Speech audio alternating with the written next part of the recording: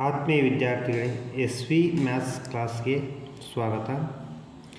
ಇವತ್ತು ಈ ಒಂದು ವಿಡಿಯೋದಲ್ಲಿ ಸಮಾಂತರ ಶ್ರೇಣಿಗಳ ಅಧ್ಯಾಯದ 5, 6 ಮತ್ತು 7ನೇ ಪ್ರಶ್ನೆಯನ್ನು ನೋಡೋಣ. ವಿಡಿಯೋನ ಸ್ಟಾರ್ಟ್ ಮಾಡೋಕ್ಕಿಂತ ಮುಂಚೆ ತಮ್ಮಲ್ಲಿ ಒಂದು ವಿನಂತಿ, ಯಾರು ಸಬ್ಸ್ಕ್ರೈಬ್ ಮಾಡದೆ ಹಾಗೆ ನೋಡ್ತಾ ಇದ್ದೀರೋ ಅವರು ದಯವಿಟ್ಟು ಸಬ್ಸ್ಕ್ರೈಬ್ ಮಾಡಿ ನಮಗೆ ಪ್ರೋತ್ಸಾಹವನ್ನು ನೀಡಿ. 5ನೇ ಪ್ರಶ್ನೆ ಏನಿದೆ, ಕೆಳಗಿನ ಶ್ರೇಣಿಯಲ್ಲಿ ಪದಗಳು ಸಂಖ್ಯೆಯನ್ನು ಕಂಡುಹಿಡಿಯಿರಿ ಅಂತದೆ. ಹೌದಾ? ಒಂದನೇದು ಆಲ್ರೆಡಿ ಹಿಂದಿನ ವಿಡಿಯೋದಲ್ಲಿ ಆಗಿದೆ. ಎರಡನೇದು ಕ್ವಶನ್ ನಂಬರ್ 5 ಎರಡನೇ ಪ್ರಶ್ನೆ 18, 15 1/2, 13 ಕೊನೆಯ ಪದ -17. ಈ ಸಂಖ್ಯಾ ಸರಣಿಯನ್ನು ಕೊಟ್ಟು ಏನು ಕೇಳಿದ್ದಾರೆ, ಈ ಕೆಳಗಿನ ಸಮಾಂತರ ಶ್ರೇಣಿಗಳಲ್ಲಿರುವ ಪದಗಳ ಸಂಖ್ಯೆಯನ್ನು ಕಂಡುಹಿಡಿಯಿರಿ ಅಂತಂದಿದ್ದಾರೆ. ಹೌದಾ? 18, 25, 13 ಕೊನೆಯ ಪದ -47 ಇದೆ. ಈ ಸಂಖ್ಯಾ ಸರಣಿಯಲ್ಲಿ ಎಷ್ಟು ಪದಗಳಿವೆ ಅನ್ನೋದನ್ನು ನಾವು ಕಂಡುಹಿಡಿಬೇಕು ಇವಾಗ. ಹೌದಾ? ನಮಗೆ ಗೊತ್ತಿರ್ತಕ್ಕಂಥ ಸೂತ್ರ ಫಾರ್ಮುಲಾ ಯಾವುದು? an = a + n - 1 d. ಹೌದಾ? ಡಿಫ್ರೆನ್ಸನ್ನು ಕಂಡುಹಿಡಿಬೋದಾ? a2 - a1 ಕರೆಕ್ಟಾ? ಮುಂದಿನ ಪದದಲ್ಲಿ ಹಿಂದಿನ ಪದವನ್ನು ಕಳೆದಾಗ ಏನು ಸಿಗುತ್ತೆ? ನಮಗೆ ಡಿ ಸಿಗುತ್ತೆ. ಡಿ ಅಂದರೆ ಸಾಮಾನ್ಯ ವ್ಯತ್ಯಾಸ. ಹೌದಾ? 15 1/2 -18 ಎಷ್ಟಾಗುತ್ತೆ? ಇದು LCM ತೆಗೆದು ಕ್ಯಾಲ್ಕುಲೇಷನ್ ಮಾಡಿದರೆ -5/2 ಡಿಫ್ರೆನ್ಸು. ಅದೇ ರೀತಿ ಎ ಐತೆ, ಎ ಸಿಗುತ್ತೆ. ಎ ಅಂದರೆ ಮೊದಲನೇ ಪದ = ಎಷ್ಟು? 18 ಅಂತ. ಇನ್ನೊಂದು ಏನು ಕೊಟ್ಟಿದ್ದಾರೆ? ಕೊನೆಯ ಪದ ಕೊಟ್ಟಿದ್ದಾರೆ. ಕೊನೆಯ ಪದ ಏನು? an. a1 a2 a3 an ಅನ್ನು ಕೊಟ್ಟಿದ್ದಾರಾ? an = ಎಷ್ಟು? -47. ಓಕೆ. ಈಗ ಈ ಎಲ್ಲವನ್ನು ನಾವು ಏನು ಮಾಡೋಣ? ಫಾರ್ಮುಲಾದಲ್ಲಿ ಪುಟ್ ಮಾಡೋಣ. ಫಾರ್ಮುಲಾದಲ್ಲಿ ವ್ಯಾಲ್ಯೂವನ್ನು ಹಾಕೋಣ. ಹೌದಾ? an ಎಷ್ಟಿದೆ? -47. an -47 = a ಎಷ್ಟಿದೆ? 18 ಪ್ಲಸ್ ಏನು? ಅದನ್ನೇ ನಾವು ಕಂಡುಹಿಡಿಬೇಕಾಗಿರೋದು. ಎಷ್ಟಿದ್ದಾವೆ ನಂಬರ್ಸು? ಹೌದಾ? n = ಎಷ್ಟು? ಈ ಸಂಖ್ಯಾ ಸರಣಿಯಲ್ಲಿ ಇರ್ತಕ್ಕಂಥ ಸಂಖ್ಯೆಗಳ ಸಂಖ್ಯೆಯನ್ನು n = n - 1 ಡಿಫ್ರೆನ್ಸ್ -5/2. ಹೌದಾ? -47 = 18 ಪ್ಲಸ್ -5/2 n. ಹೌದಾ?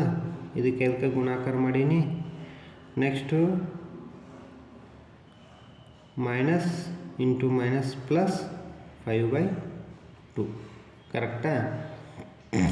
ಈಗ ನೋಡ್ರಿ, -47 = 18 - 5n/2 ಪ್ಲಸ್ 5/2. ಕರೆಕ್ಟಾ? LCM ತಗೋರಿ, 2 ಬರ್ಕೋರಿ. 18 ಎಷ್ಟು? 36 - 5n + 5 / 2. ಈ 2 ಏನು ಮಾಡ್ತೀನಿ ನಾನು? ಈ ಕಡೆನ ತೊಗೊಂಬರ್ತೀನಿ. ಎಷ್ಟಾಗುತ್ತೆ? 47 × 2 = -94. ಕರೆಕ್ಟಾ? = 36 + 5 = 41 -5n. ನಾನು ನಿನಗೆ ಏನು ಮಾಡ್ತೀನಿ, ಇದನ್ನು ಈ 5ಅನ್ನು ಈ ಕಡೆ ತೊಗೊಂಬರ್ತೀನಿ, ಇದನ್ನು ಆ ಕಡೆ ಕಳಿಸ್ತೀನಿ. 5n ಮೈನಸ್ ಇದೆ ಪ್ಲಸ್ ಆಯಿತು ಈಕ್ವಲ್ ಟು 41 ಇದು ಮೈನಸ್ ಇದೆ ಪ್ಲಸ್ ಆಗುತ್ತೆ ಎಷ್ಟಾಗುತ್ತೆ ಇದು 41 94 135 ಹೌದಾ n ಈಕ್ವಲ್ ಟು ಇದನ್ನು ನಾನು ಏನು ಮಾಡ್ತೀನಿ ಡಿವಿಷನ್ ಮಾಡ್ತೀನಿ 135 ಡಿವೈಡೆಡ್ ಬೈ 5 5ಲಿ ಡಿವಿಷನ್ ಮಾಡಿದರೆ ಎಷ್ಟು ಬರುತ್ತೆ 27 ಹೌದಾ ಹಾಗಾದರೆ n ಈಕ್ವಲ್ ಟು ಎಷ್ಟು 27 ಇಲ್ಲಿ ಇರ್ತಕ್ಕಂಥ ಸಂಖ್ಯೆಗಳು ಈ ಸಂಖ್ಯಾ ಸರಣಿಯಲ್ಲಿರ್ತಕ್ಕಂಥ ಸಂಖ್ಯೆಗಳು ಎಷ್ಟು 27 ಹೌದಾ 6ನೇ ಕ್ವಶನನ್ನು ನೋಡೋಣ ನಾವು ಈಗ -150 ಇದು 11 8 5 2 ಸಮಾಂತರ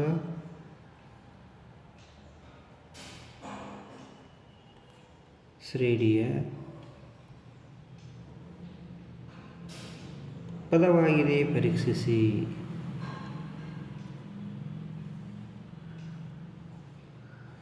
ಪದವಾಗಿದೆ ಪರೀಕ್ಷಿಸಿ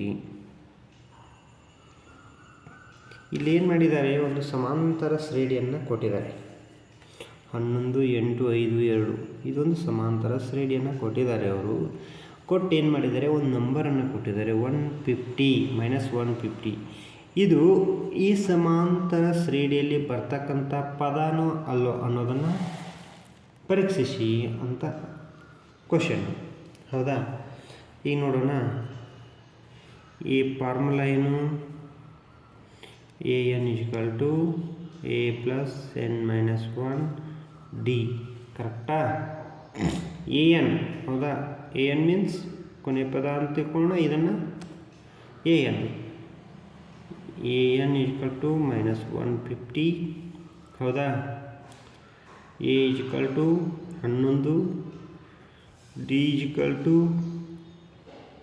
a2 - a1 it means a2 8 -L1 = -3 ಕರೆಕ್ಟಾ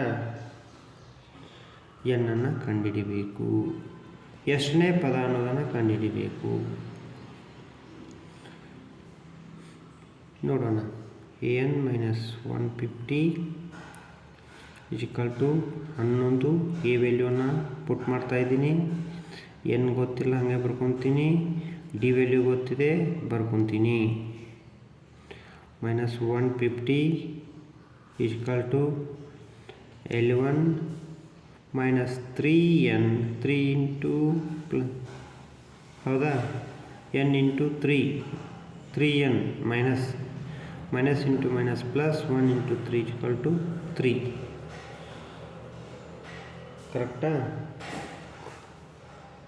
-150 11 + 3 L1 + 3 = 14 14 ಹೌದಾ -3n ಇವಾಗ ಏನು ಮಾಡ್ತೀನಿ ನಾನು ಇದನ್ನು ಈ ಕಡೆ ತೊಗೊಂಬರ್ತೀನಿ ಇದನ್ನು ಆ ಕಡೆ ಒಯ್ತೀನಿ 3n ಕರೆಕ್ಟಾ +3n ಈ ಕಡೆ ಬರ್ತಾ ಪ್ಲಸ್ ಆಗುತ್ತೆ = 14 -150 ಇದ್ದಿದ್ದು ಈ ಕಡೆ ಬರ್ತಂದ್ರೆ ಏನಾಗುತ್ತೆ +150 3n = 150ಯಲ್ಲಿ 14ಅನ್ನು ಕೂಡಿಸಿದರೆ 164 3ಅನ್ನು ಡಿವಿಷನ್ ಮಾಡ್ತೀನಿ 164 ಡಿವೈಡೆಡ್ ಬೈ 3 ಹೌದಾ ಇಲ್ಲಿ ನೋಡ್ರಿ ಏನಾಯಿತು ಇದು ಒಂದು ಪೂರ್ಣಾಂಕ ಅಲ್ಲ ಹೌದಾ n ಒಂದು ಪೂರ್ಣಾಂಕ ಬರಬೇಕು n ಒಂದು ಪೂರ್ಣಾಂಕ ಬಂದಾಗ ಮಾತ್ರ ಏನಾಗುತ್ತೆ ಅದು ಸಮಾಂತರ ಶ್ರೇಣಿಯ ಪದ ಆಗಿರುತ್ತೆ ಸೊ ಏನನ್ನೋದಿಲ್ಲಿ therefore n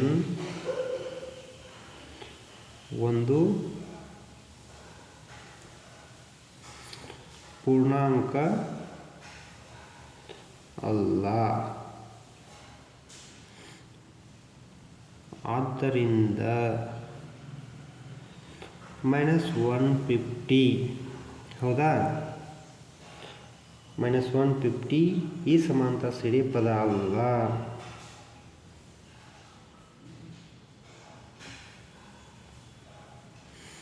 ಈ ಸಮಾಂತರ ಶ್ರೇಣಿಯ ಪದ ಅಲ್ಲ. ಹೌದಾ, ಗೊತ್ತಾಯ್ತಲ್ಲ. ಸಮಾಂತರ ಶ್ರೇಣಿಯ ಪದ ಆಗಿರ್ಬೇಕಾತಂದ್ರೆ ಏನಾಗಿರಬೇಕು, ಅದು ಒಂದು ಪೂರ್ಣಾಂಕ ಆಗಿರಬೇಕು. ಈಗ ನಾವು ಒಂದು 7ನೇ ಕ್ವಶನನ್ನು ನೋಡೋಣ. ಹೌದಾ, 7ನೇ ಪ್ರಶ್ನೆಯನ್ನು ನೋಡೋಣ. 7ನೇ ಪ್ರಶ್ನೆ ಏನಿದೆ,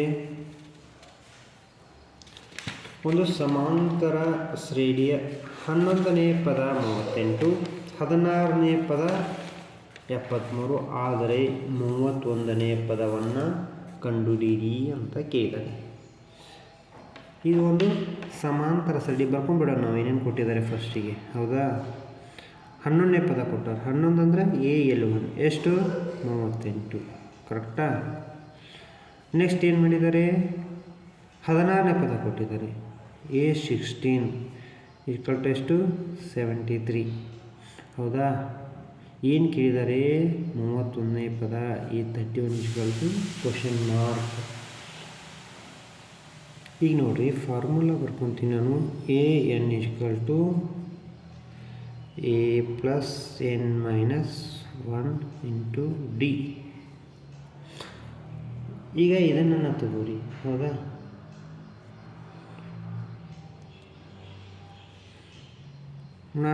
ಇದನ್ನು ಫಸ್ಟ್ ಬರ್ಕೊತೀನಿ, ಇದನ್ನು ಆಮೇಲೆ ಬರ್ಕೊತೀನಿ. ಈ ರೀತಿ ಬರ್ಕೊತೀನಿ ನಾನು. ಬರ್ಕೋಬೋದಾ, A - 1 D = AN ಅಂತ ಬರ್ಕೊತೀನಿ. ಹೌದಾ, ಈಗ A11 38 ಇದೆ. ಈಗ A ಗೊತ್ತಿಲ್ಲ ನಮಗೆ, N ಗೊತ್ತು. ಯಾಕೆಂದರೆ 11ನೇ ಪದ. ಹೌದಾ, 11. ಫಸ್ಟ್ ಇದನ್ನು ಬರ್ಕೊತಾ ಇದ್ದೀನಿ. -1 D. AN ಎಷ್ಟಿದೆ, 38. ಹೌದಾ, ಈ ವಾಕ್ಯವನ್ನು ಫಾರ್ಮುಲಾದಾಗ ಬರ್ಕೊಂಡಿದ್ದೀನಿ. A11 ಕೊಟ್ಟಿದ್ದಾರೆ, ಅದೇ ರೀತಿ ನಾನಿಲ್ಲಿ ಬರ್ಕೊಂಡಿದ್ದೀನಿ. ಇದಕ್ಕೆ ಇಕ್ವೇಷನ್ 1 ಅಂತ ಕೊಡೋಣ. ಫಾರ್ಮುಲಾ ಇದು. ಈ ಫಾರ್ಮುಲಾದಾಗ AL1 ಅನ್ನು ಪುಟ್ ಮಾಡಿದ್ದೀನಿ. AL1 ಮೀನ್ಸ್ AN ಅಂದರೆ ಇಲ್ಲಿ 38, N11, A ವ್ಯಾಲ್ಯೂನ ಗೊತ್ತಿಲ್ಲ. ಹೌದಾ, ಒಂದು ಇಕ್ವೇಷನ್. ಇನ್ನೊಂದು ಇದನ್ನು ನಾನು ಬರ್ಕೊತೀನಿ ಅದೇ ರೀತಿ. A + n - 1 D = AN. A ಗೊತ್ತಿಲ್ಲ. N = 16 - 1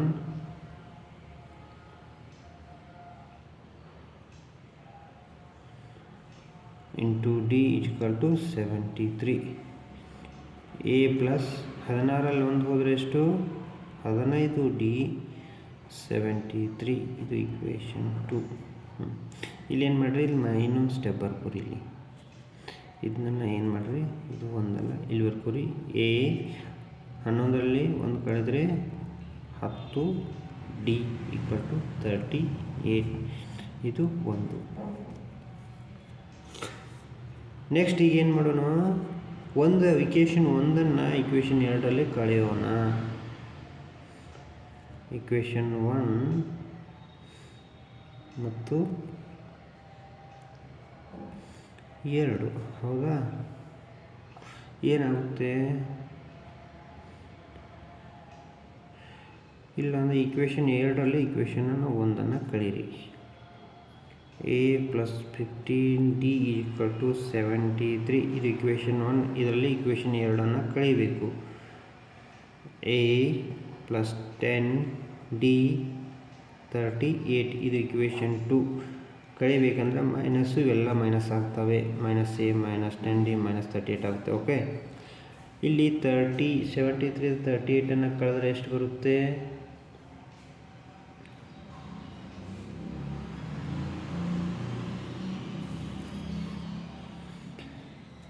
35.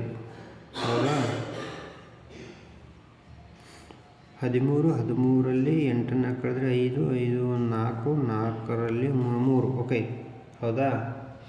ನೆಕ್ಸ್ಟು ಇದು A ಕ್ಯಾನ್ಸಲ್ ಆಗುತ್ತೆ, 5D ಉಳಿಯುತ್ತೆ. ಹೌದಾ, 5D.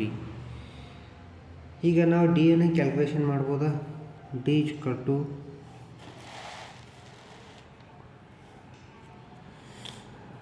D = 35 / 5 5 1 5 7 7 okay.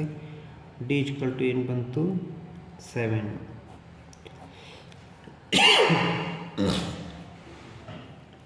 ಈಗ ಏನು ಮಾಡಿರಿ, ಡಿ ನಮಗೆ ಸಿಕ್ತು. ಇವಾಗ ಇಕ್ವೇಷನ್ 1 ತಗೋರಿ.